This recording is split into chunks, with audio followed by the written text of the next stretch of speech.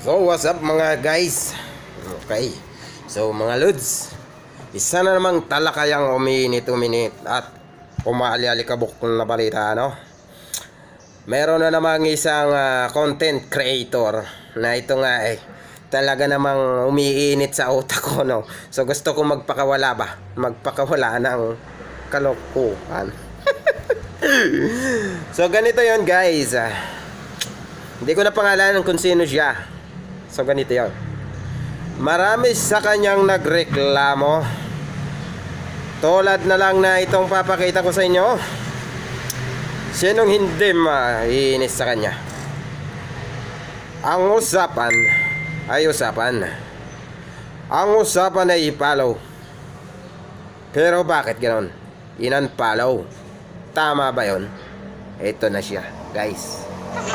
At ang nagreklamo naman ay ito. Siyempre, doon tayo guys.